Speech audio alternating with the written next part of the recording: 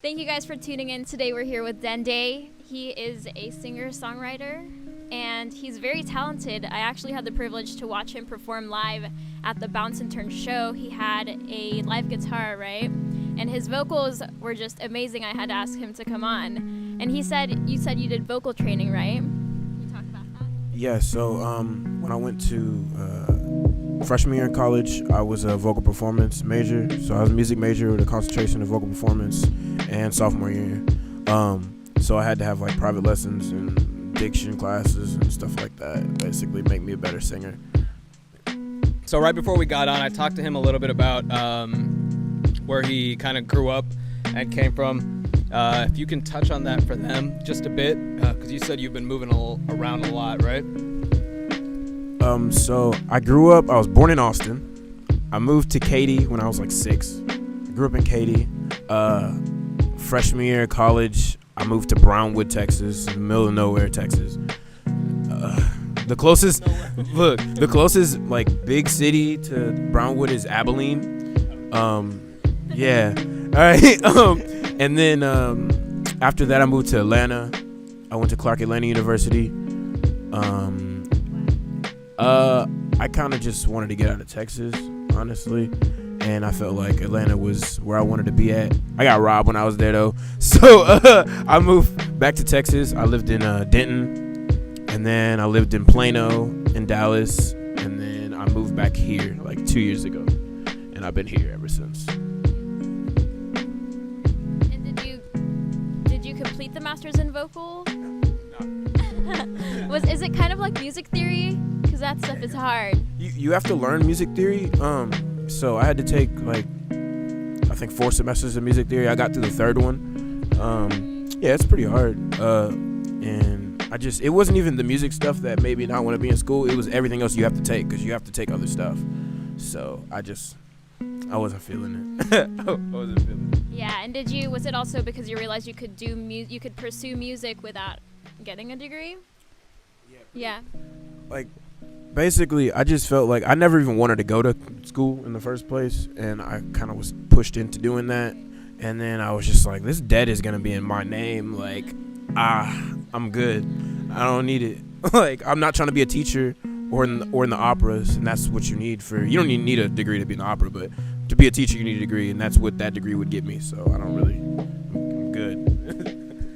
We like to touch on like entrepreneurship topics, creative topics, and like uprises. So can you give me your take on trying to pursue a music career, right? So like what has it taken you in a macro standpoint? So like what did it take you to kind of get into the mindset of, all right, I went to school per se, let's say, to learn about music, and then I started diving into it by myself. What kind of took you past that threshold to be like, all right, this is something I can actually pursue, and I'm not gonna stop until I make it to where I want to be?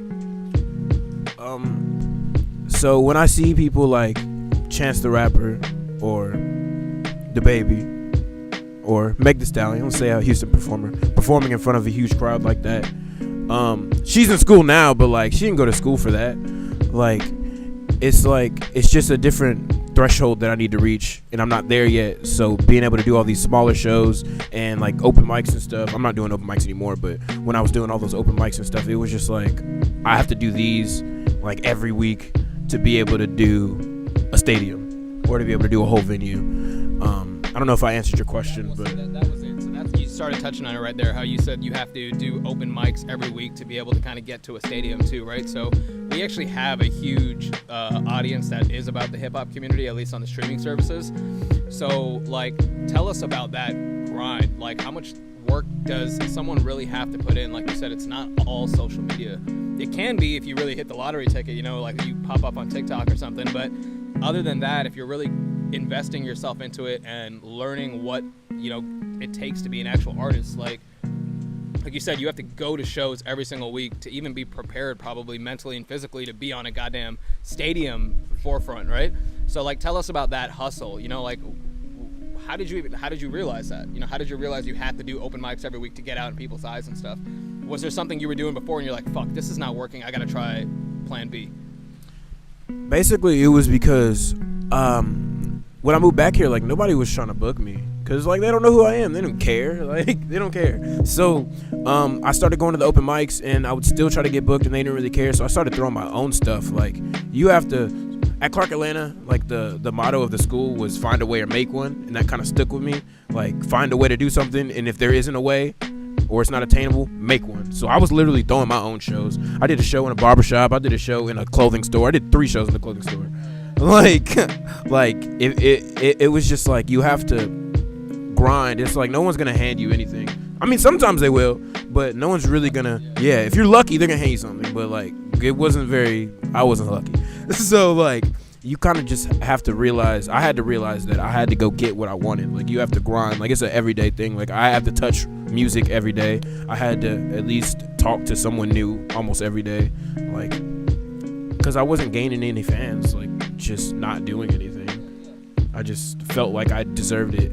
So no, it's just a constant grind. Like, And are you still doing shows every week, or how often do you perform live?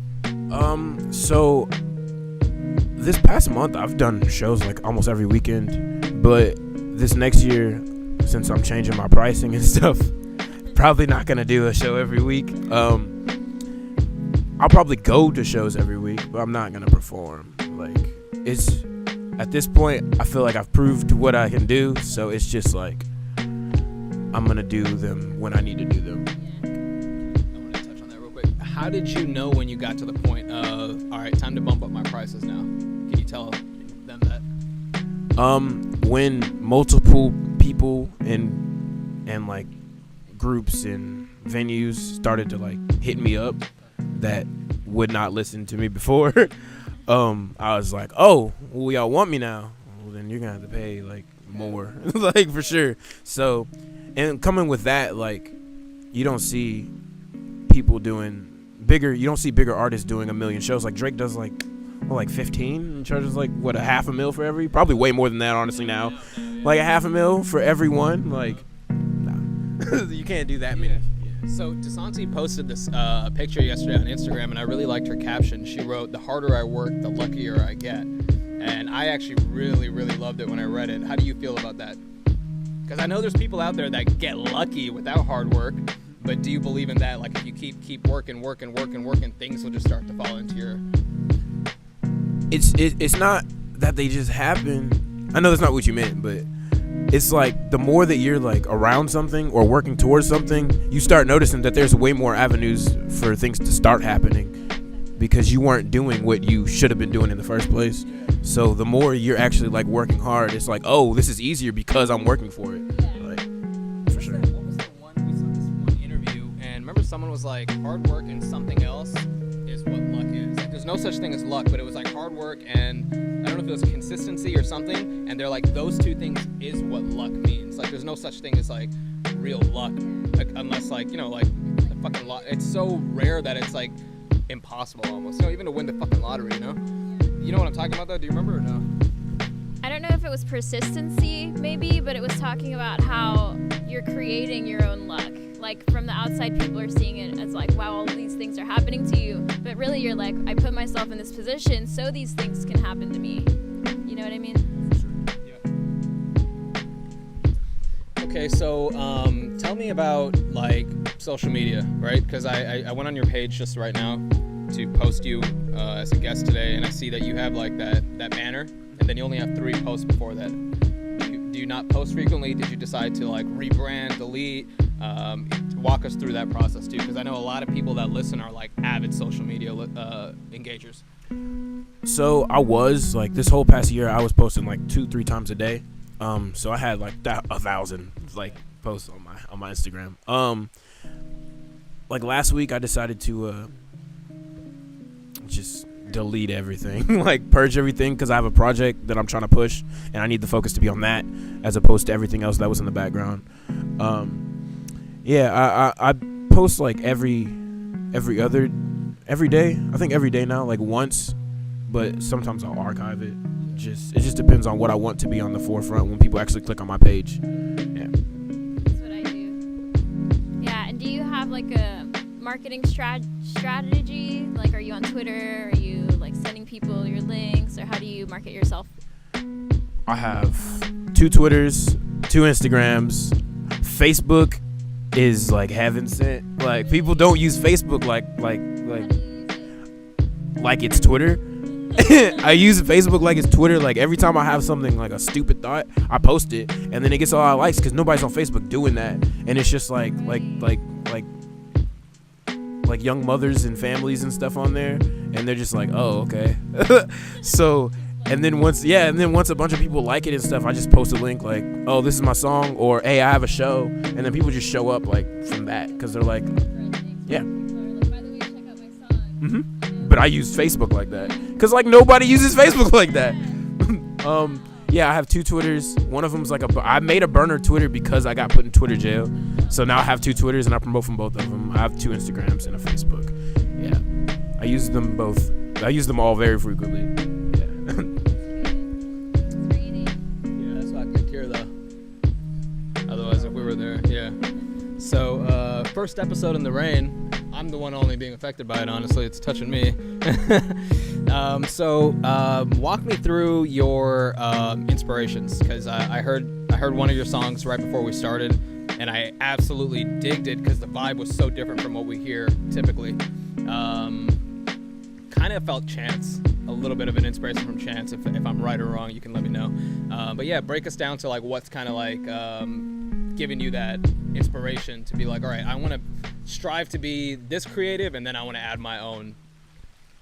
Okay, so at first I was listening to like Luther Vandross and John Legend and stuff like that, and then like Houston rappers, and then in high school, like senior year of high school, I got really into Chance. That was like my first official concert. It was Mac Miller, Chance, Vince Staples, and the Internet, and that was like, yeah, I like the Internet a lot. Chance is probably one of my biggest influences for sure. He is one of my biggest influences. He's the reason that I was just like, oh, I can do this. Because he was like that whole platform of, you don't have to sign to these people. You don't have to sign away your life. You can do this. Like, independently. He's the one that had me like, oh, okay, bet. Like, I'm about to be really serious about this. I love Chance. Like, yeah, I can't ever speak badly on that, man. Like, he definitely got me into, like, for real caring about stuff. Other influence, like music-wise, probably. Oh, Moses Sumney. I don't know if you know who Moses Sumney is, but he's a singer. You know who James Blake is? He's on a. James Blake more recently started like making music with rappers, but he's like British or something, and he's a singer and is a producer. No, that's I don't know that dude's name, but I know who you're talking about. James Blake is on a Travis Scott song on the Cool, and Travis Scott's on James Blake's album. But Moses Sumney is like this singer. He sings like really high like falsettos all the time. That's where I started like really getting into doing falsettos. That's about it, I think. Yeah, that's what I got that from. I was like, oh, Moses Sumney is hitting them notes. I'm gonna hit him too. Like, I'm gonna hit him. You see that Rap Radar interview that just dropped the other day with Drake? Oh, it's good, man. I actually sat through the whole 2 hours in one sit down, and he said some like really cool shit, man. He was like, he was talking about how it's been like 10 years now, right? He's been doing what he was doing, and then they correlated it with most people talking about like a 10-year goal, and they're like, by the time you set out, oh no, here it's like instead of a 10-year goal is no longer a 10-year goal. It's gonna happen at that point, right? So it's like if you consistently keep doing something for 10 years nonstop, it just becomes, and that relates to Tom Bilyeu too. Is that what you're gonna point at? Something similar, yeah. Yeah. So, and I found it so interesting because like if you really think about it, Drake's probably one of the first artists in this generation and maybe the past decade too that like was on a 10-year nonstop yearly grind, and he's put himself in a category now that I don't even know if anyone's gonna be able to match it. You know, it's like it's such a high category, it's such like a high standard or bar for anyone to reach. I just found it so interesting that it was like it makes sense too. You know, it's like any business, any person who puts in that much consistent effort, and then it's like that saying too, where like 10,000 hours and you master something. You know, it's like he's like whenever somebody sends me a song or asks me to send them something, he's like they know I'm good for it. Like nobody's gonna doubt Drake. You hear a Drake album drop, you're gonna be like, there's gotta be a couple of hits on there for sure. So like I found that really interesting too. So like, what's your take on like musically? What does it really take, and how much? Like, do you put yourself in that category? Like, is this like your passion, your love, like for like the love of God until you die? Like, you're gonna make this happen for you, and you want to be like up in the stars. 100%. Dog, music is like the only thing I've ever been good at. Like, I played sports and stuff. I wasn't very good. Like, music has always been, yeah, that's my passion. I try to, like I said earlier, like I try to touch some type of music every single day. Whether it's making a beat or like listening to somebody else's stuff and writing, or just like listening to other people's albums. Like, I've been doing this thing recently where I just like listen to somebody's whole discography in order, like, and it's like a cool studying type of thing too. It's like, yeah, it's really cool. Yeah, I feel like if you have like a constant grind towards a goal, it's not a goal anymore. It's like, that is where you're going to be. Like, that's right. Like, for a fact. Like, It's done. Time just hasn't caught up yet. I talk to her about that all the time too. Yeah. yeah, it's already set in stone. As long as you're like consistently doing what it takes to get there, it's going to happen. Yeah. Like, for 100%, I agree with that. 100%. My example with that is, I think one day we were talking about like, can't wait till we make our first million, and then I was like, we already did, now we just have to keep doing what we're doing, right? Like, it's already set. But I want to talk about your new album. Is it a conceptual album, or, you know, what is it about? This new album is called Me. So my last project, Dark Matter, dropped in January of this year.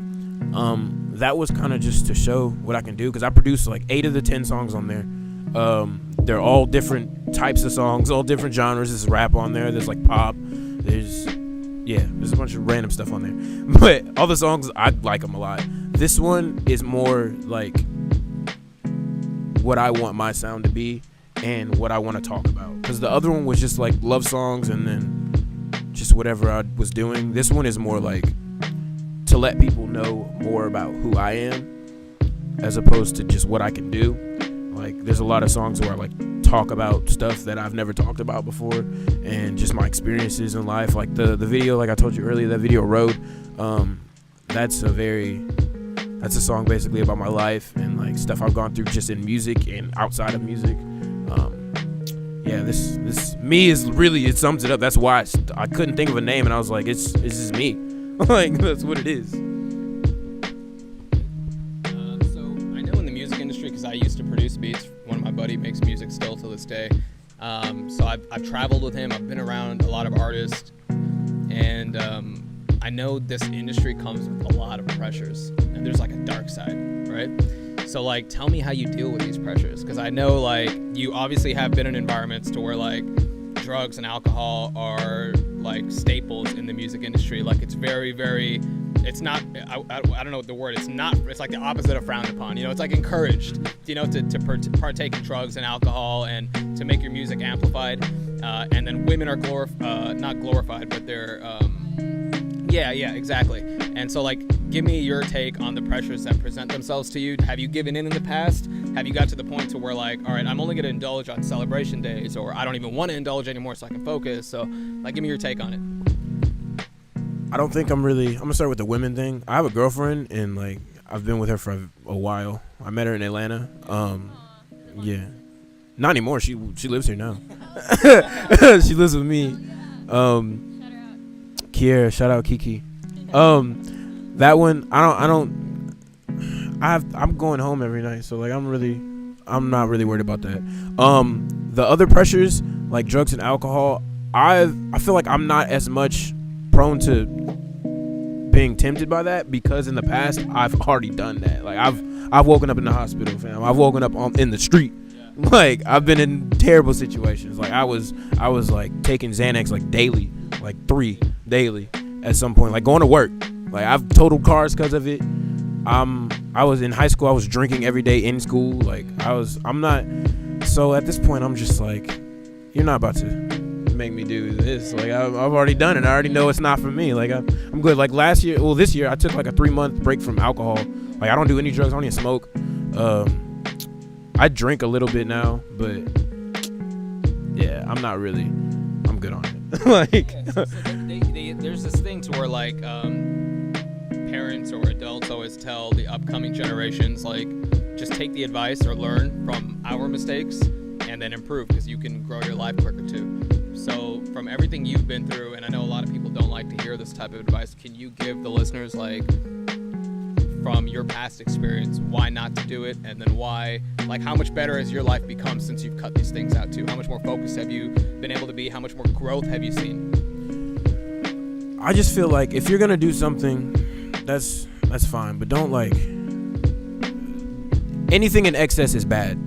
So I'm not gonna tell you not to do certain things because it's not my place, but anything in excess is bad. Don't overindulge on things, because it never ends well for anyone. As we've seen with the stars, like, we've seen people, we've lost people. Like, no. My personal experience with stopping doing all those things is I've been able to accomplish a lot in this past year. Like, not doing anything, I've been able to, like, I've been way more focused. Like you said, I've been able to, like, wake up early and maximize my day, as opposed to when I was on Xans, I was, like, dead. I wouldn't remember anything. I'll wake up at, like, noon and I'm still dead. Like, nah. Yeah, I just feel like I feel healthier. Yeah, nah. It's just like it's like black and white, fam. Like, it's a very big contrast. Like, you get a lot done. A lot of people say that they function better on other substances, but me personally, nah.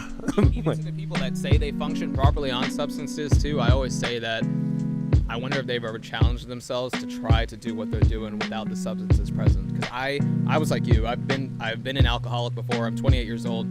I was a huge alcoholic. I was a major drug user. I've ended up in hospitals. I've had seizures.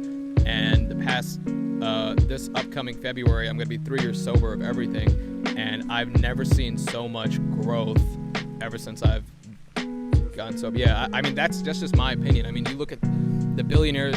I'm not talking about, like, the celebrities or the entertainers or the influencers, but you look at the most successful people in the world, none of these guys are indulging in anything. There's no billionaire that's fucking, yeah, if anything, they're maybe drinking socially on a, weekly or day, I don't know about the basis, but, you see what I'm saying? Yeah. And I know since you have music to use, did you use that as a form of self-expression to get you through these times? Yeah, so I was at a point, like, I literally have the words "music is life" tattooed on my chest, because, like, it saved my life for real. Like, I'm not very good at, as we've probably seen earlier, I'm not very good at putting words together when I'm speaking, but I can write something and fully express exactly how I'm feeling and probably how you're feeling. So it's definitely helped me a lot to get over certain things and not have to deal with certain situations again. It really saved my life, like, 100%. Okay, so another thing I wanted to talk about too a little bit was the industry right now. So you're 24 years old. You've pretty much heard almost everything I would have grew up on too. How do you feel about, like, the change in hip hop now? Like, because back in the day it was you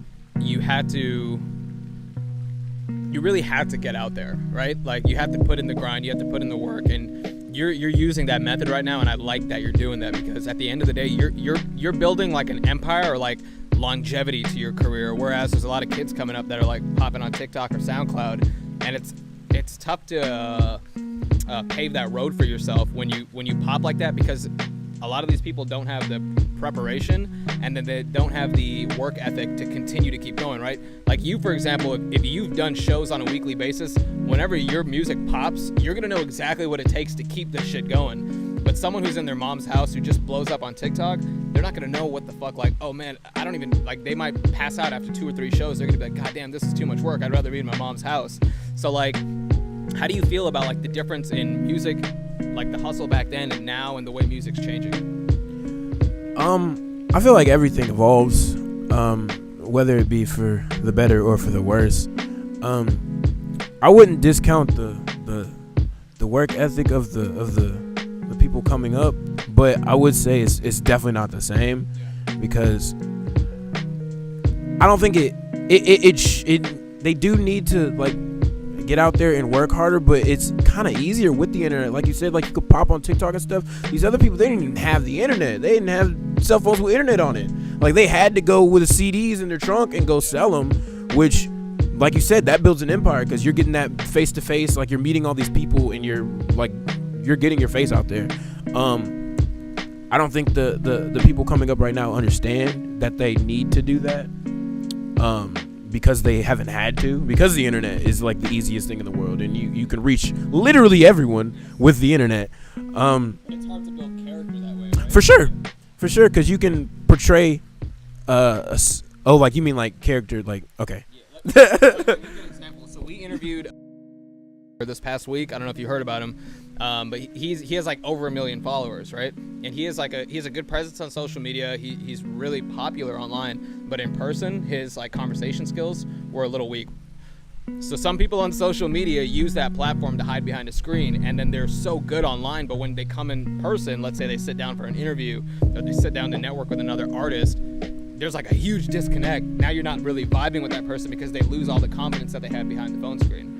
Right, so like, do you agree with that, or what? Like, what do you feel? 100%. Like, the internet and phones have made it so you don't really have to have communication skills, but you do have to have them. Like, you do. I used to be like that, honestly. I was like not very good. I'm still not the best at talking, but like I can at least hold a conversation. Like I had to I had to force myself to get out of my comfort zone, which is what a lot of people that are on the internet need to do. Is just go places by yourself and talk to people. Like I go to places all the time by myself. Like I go to shows by myself. I go to the movies by myself. Like I'll go anywhere by myself.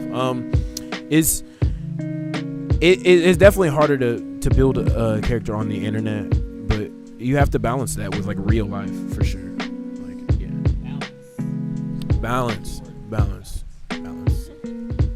Yeah, a lot of people underestimate the power of just being fluent and having substance and holding a conversation. And it is really easy to hide behind a phone screen, but then your communication skills could essentially like start your career or carry you through anything, which is cool.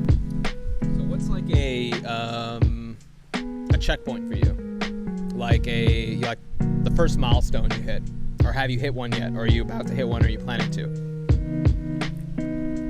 I think January was a checkpoint. This year? Yeah. Tell me about it. So before that, I didn't have any like booked shows. The only shows I did, I like threw them, and I was doing a bunch of open mics all around Houston. I was going to the north side, south side, like Katy, like everything, doing open mics. And then I announced online that I was dropping an album, and I was going to throw an album release party, and I was going to just perform all the songs. Like, and I was like, maybe I'm going to get a few people. Like, I got there, and it was over 150 people came, and it was weird. I was very confused by that. But it was at Club Never, and there was people could not get in. Like, there's upstairs, there's stairs, there's on the ground, and then there's a door, and there was people outside, and they could not get in. I'll show you a picture, actually. I'll drop trash. But that was definitely a checkpoint. Like, from going to thinking that no one was paying attention to like dropping the album at midnight and my phone not shutting off the whole time, and then I get there and it's just full of people. That was definitely a checkpoint. Yeah, this was that. And I literally like went up there with my piano. Yeah, and there's like stairs right here. You can't see them, but there's also upstairs, and that was full. And there's like a balcony up there. It was ridiculous. And I was the only one like doing something. It was me. Like, I didn't have anybody opening. Like, it was crazy. That was a checkpoint. This time I wanna have like at least 300 people. Like, that's my next goal. I wanna have in person, because like you can get streams, but I want people. Like, I want y'all to like come and like experience what I have to show y'all. Like, that's my next one. I love that you said my next one is like 300, whereas a lot of people are gonna be like, you know, I want 10,000. You know, like, it's like set realistic expectations and then you grow from there, because it's just like going up a staircase. You know, like, there's so many stairs that you like, you know, realistically can step over and get to the next one. So it's good to keep it, you know, in reach, I guess. So kudos, bro. I actually admire you a lot for like your mindset. It's in a good place. When is it? This in February? When?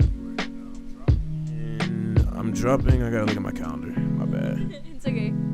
Another thing that I wanted to ask you is, how do you get over, because you said that you used to have trouble communicating, and I'm like a really shy person. I used to have trouble communicating as well, and I'm terrible on stage with nerves. I might not show it, but I'm terrible with nerves. Did you have that issue, and then how did you overcome it?